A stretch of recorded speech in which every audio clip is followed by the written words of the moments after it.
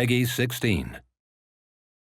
Crysis 3 is fast approaching and it features full performance motion capture. We caught up with film and TV actor David Kennedy, who plays Michael Psycho Sykes in the game, to find out what it's like playing the part of a particularly sweary video game character.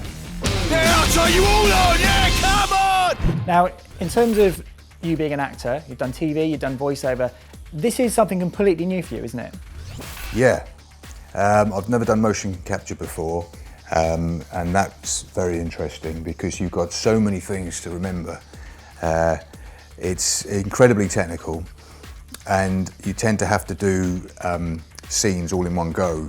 It's not like TV or film where you can cut and do pickups and things. You've got to get the whole thing in one take.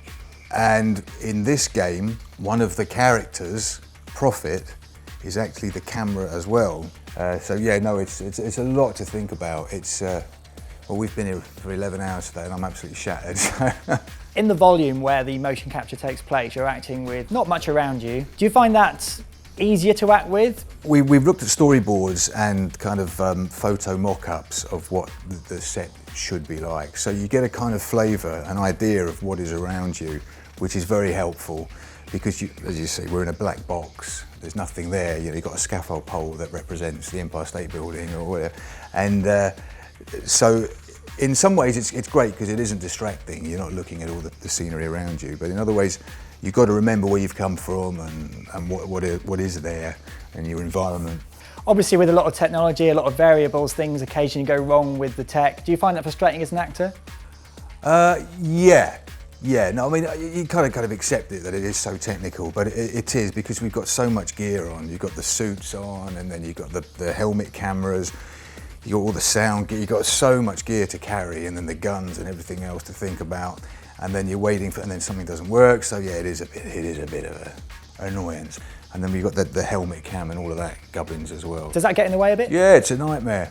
It's a nightmare. You've seen, you've got the kind of cycle helmet and then you've got this extension on the front with the camera. So you're so limited to how close you can get to people. So it's very hard to do anything naturalistically. So that's something you're always coming up against. And I'm always holding some sort of gun or something. And every time I move it, I tend to clonk the camera. So then we have to reset everything again. And do you find there's more pressure on you as an actor that once they finally got all the tech right, that you of course don't fluff your lines? Yeah. Of course there is, it's all pressure. So yeah, no, it is hard. There's a lot of concentration in that room. I think you can, I mean, there's a bit of pissing about, but when we work, I think people are really on it. Do you think after this experience you want to branch into gaming more and do more game characters?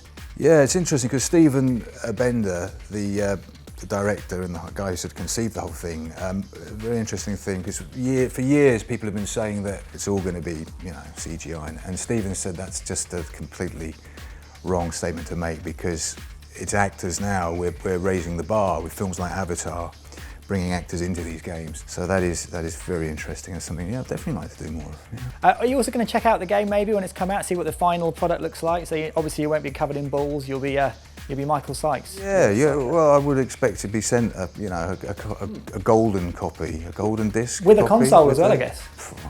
It's the minimum market, yeah. Well, I don't know about you, but I call that flawless.